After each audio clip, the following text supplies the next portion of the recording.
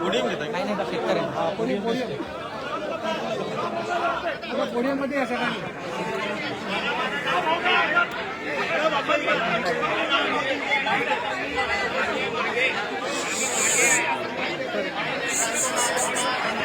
Role role role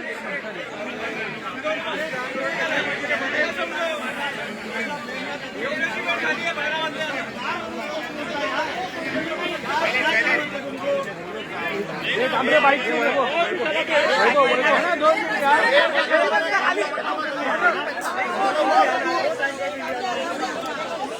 अरे खाली बस खाली बस अरे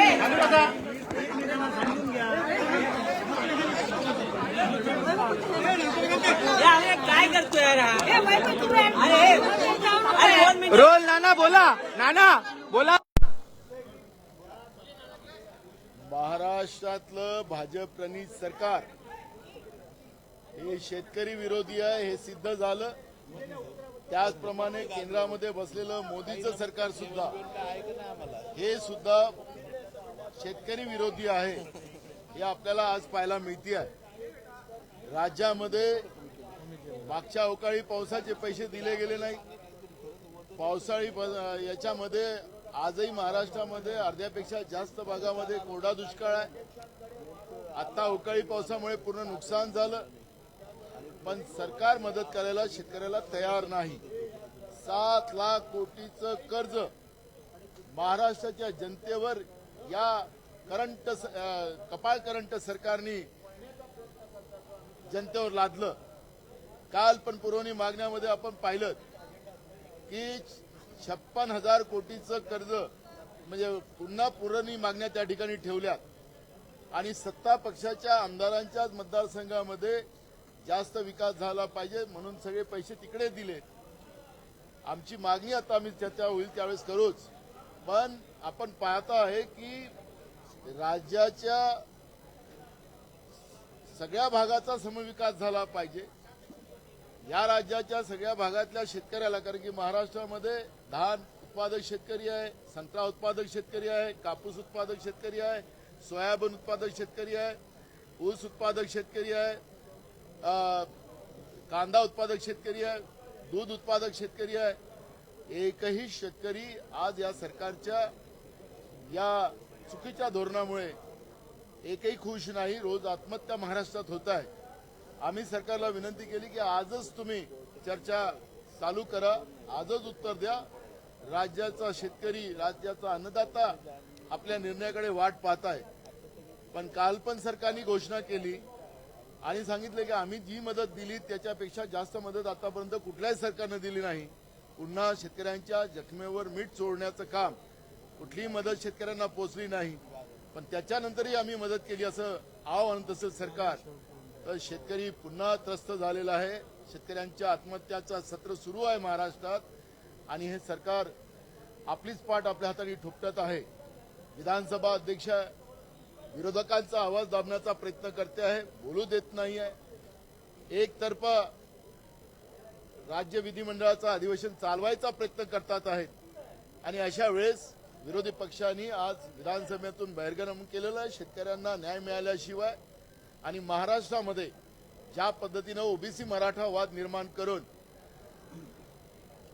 दोन समूहामध्ये कायम फूट पाडण्याचं पाप राज्यातलं सरकार करते आहे, त्याही विषयावरची चर्चा या सभागृहात व्हावी ही मागणी आज आम्ही लोकांनी केली. पण सरकार ऐकायला तयार नाही. सरकार पळ काढत आहे विधानसभेतून आणि अशा या सरकारचं धिक्कार करण्यासाठी आणि धिक्कार करून आम्ही या सभागृहातून बाहेर निघालो.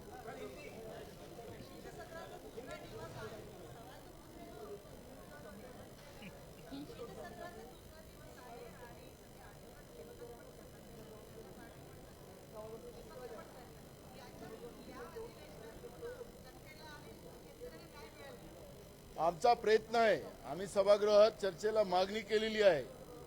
सरकारच गोंधळ घालायला पाहतोय आणि विधानसभा अध्यक्ष त्यांना मदत करते असं चित्र आपण पाहतोय. म्हणजे या सरकारला शेतकऱ्याला न्याय द्यायचा नाही, विदर्भातले प्रश्न सोडवायचे नाहीत, मराठवाड्याचे प्रश्न सोडवायचे नाहीत, महाराष्ट्राचे प्रश्न सोडवायचे नाही, अशी परिस्थिती आज आपल्याला विधानमंडळामध्ये पाहायला मिळते आहे. आणि म्हणून आम्ही आमची विरोधक म्हणून आमची भूमिका जी आहे, सरकारला जबाब विचारल्याशिवाय आम्ही काही शांत बसणार नाही. पण असं एकतर्फा अधिवेशन चालत असेल आणि विधानसभा अध्यक्ष पार्टी होत असतील, हे कदापि आम्ही लोक सहन करणार नाही.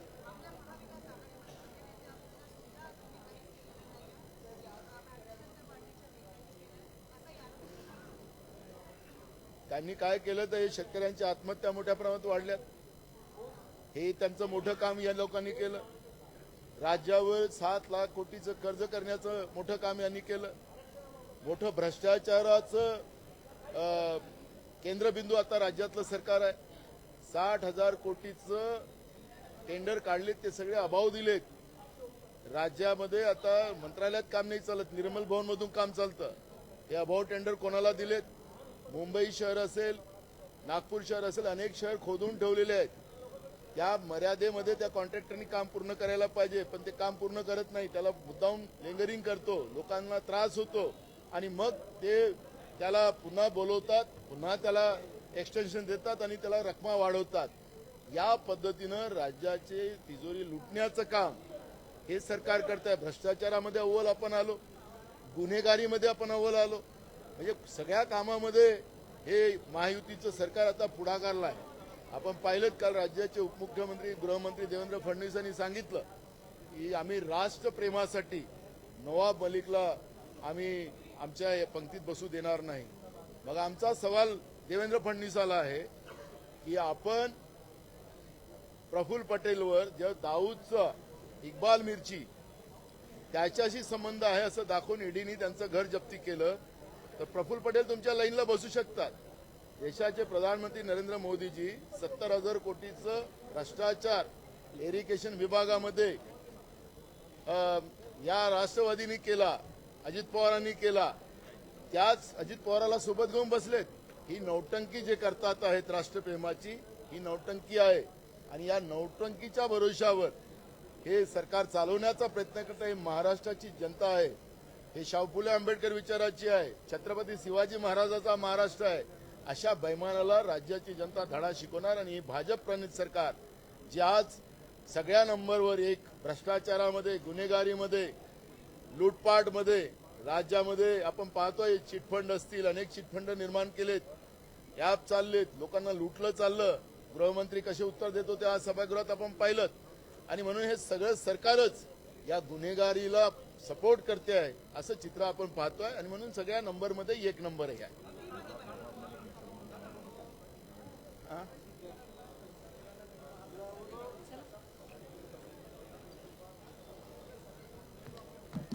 बिलकुल आहे. आपल्या बगल बच्च्यांना आणि यांचे जे एनजीओ आहेत त्या एनजीओना पैसे चाललेले आहेत. यांनी श्वेतपत्रिका जाहीर करावी आणि त्याच्या माध्यमातून राज्याच्या जनतेला स्पष्ट करावं. शेतकऱ्यांना पैसे मिळाले नाही, शेतकरी सांगते आम्हाला पैसे मिळाले नाही. मग पैसे गेले कुठं? या प्रत्येक प्रश्नाचं उत्तर सरकारने द्यावं. महाराष्ट्र की सरकार और देश की सरकार ये किसान विरोधी है. भाजपा ये पार्टी ही किसान विरोधी है. आज अपन राज्य में बेमौसम बारिश जो गए बार गिरी थी उसके पैसे नहीं मिले. अभी जो बारिश के इसमें महाराष्ट्र में कई एरिया में सूखा है और कई जगह में डूबित हो गया है, तो भी किसान को मदद नहीं की गई. और अभी जो बेमौसम बारिश आई उसमें पूरी फसल तबाह हुई. सरकार मदद करने को तैयार नहीं है. सरकार कल नौटंकी करने के लिए खेतों में गई थी, आपने देखा. सरकार को ये देखने के बाद भी सरकार आज चर्चा करने को तैयार नहीं है. महाराष्ट्र में मराठा और ओबीसी का झगड़ा लड़ाकर राजनीति करने वाली ये सरकार है. 2 समूहों को अलग करने वाली ये सरकार है और उसका विरोध हमने आज किया. सरकार ने चर्चा करना चाहिए, लेकिन विधानसभा के अध्यक्ष पार्टी बनना चाहते हैं.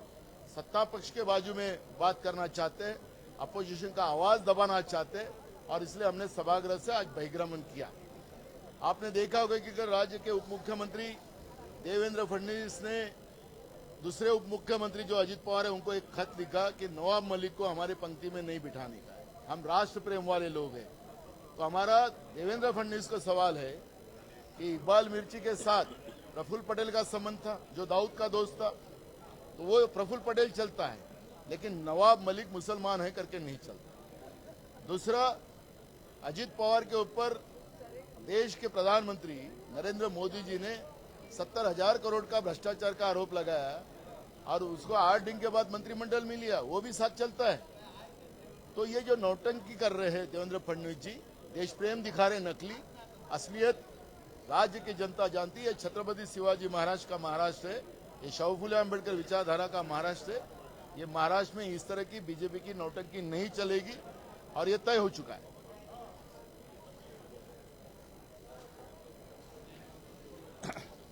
देखिए, पहिले मराठी घेतो। आज महाराष्ट्रातील शेतकऱ्याच्या डोळ्यात अश्रू आहे।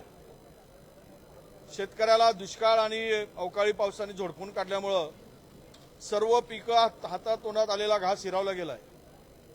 कुठल्याही प्रश्नापेक्षा शेतकऱ्याचा प्रश्न अत्यंत महत्त्वाचा होता आणि म्हणून आम्ही या प्रश्नाला न्याय मिळावा ही आमची भूमिका ठेवून सभागृह तहकूब आपल्या आजचं कामकाज बाजूला सारा, तसंही अशासकीय कामकाज होता आणि अशासकीय कामकाज बाजूला ठेवून अशासकीय कामकाजाच्या मध्ये आम्हाला अधिकार होता तो की आज चर्चेमध्ये चर्चा घडवून आणायचा, परंतु अध्यक्षांनी हेतू पुरस्पर एका बाजूचा सत्ताधारी बाजूला बघून विरोधकांना आवाज दाबण्याचा, विरोधकांना बोलू न देण्याचा, विरोधी पक्षाचा सुद्धा पक्षनेत्याला सुद्धा ही प्रथा परंपरा या अनेक वर्षानंतर मोडीत काढण्याचं काम केलंय।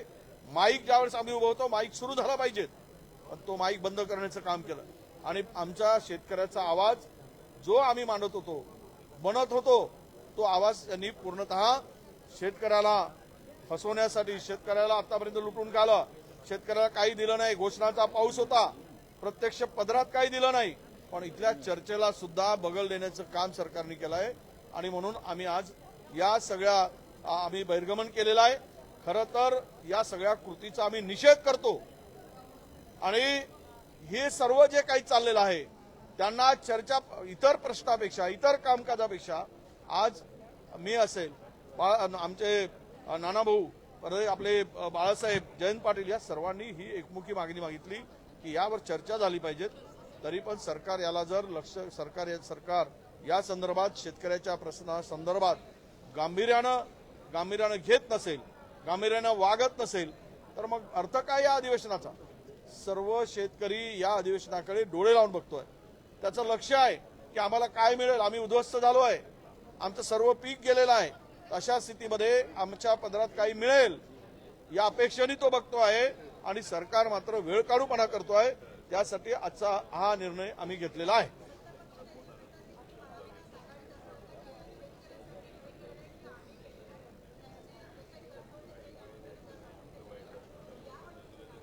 नाही, त्यांनी श्वेतपत्रिका काढून सांगावं काय काय केलंय आणि ते दूध का दूध पानी का पानी हुई।